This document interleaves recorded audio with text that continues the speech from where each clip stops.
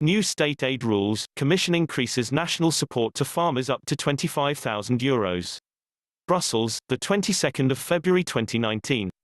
The ceiling for national support to farmers will rise significantly, allowing greater flexibility and efficiency, notably in times of crisis and situations demanding a swift response by the public authorities. Today the Commission has adopted revised rules on state aid in the agriculture sector, the so-called de minimis aid, increasing the maximum amount that national authorities can use to support farmers without the need for prior approval from the Commission. This decision will allow EU countries to increase support for farmers without distorting the market, while reducing the administrative burden for national authorities.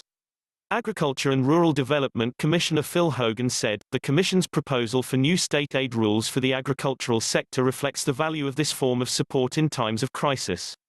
By increasing the maximum aid amount to farmers, national authorities will have more flexibility and be able to react more quickly and more effectively to support vulnerable farmers. In some cases, the amount of state aid that can be provided to individual farmers will be increased by 66%. These new rules will continue to accompany the normal rules for notified state aid, which member states may continue to apply. The maximum aid amount that can be distributed per farm over 3 years will rise from €15,000 to €20,000. In order to avoid any potential distortion of competition, each EU country has a maximum national amount which they cannot exceed. Each national ceiling will be set at 1.25% of the country's annual agricultural output over the same 3-year period, up from 1% in the current rules. This is an increase in the national ceiling of 25%.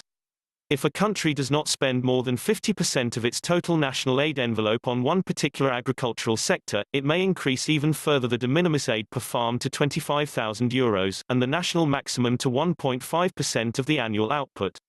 This represents a 66% increase in the ceiling per farmer and a 50% increase in the national ceiling. For countries that do opt for that highest ceiling, the new rules require the creation of mandatory central registers at national level. This will allow keeping track of the aids granted in order to simplify and improve the delivery and monitoring of the so-called de minimis aid. Several member states already maintain such registers, which will allow them to apply the higher ceilings immediately. The increased ceilings come into force on the 14th of March and can apply retroactively to aids fulfilling all the conditions.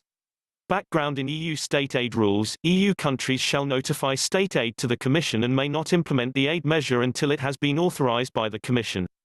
However, when the aid amounts are small enough, which is the case for the de minimis aid, EU countries do not need to notify or get authorization from the Commission. Due to the size, the aid does not threaten competition and trade in the internal market. The de minimis aid is typically used by member states when they need to act quickly without setting up a scheme in accordance with state aid rules, notably in times of crisis.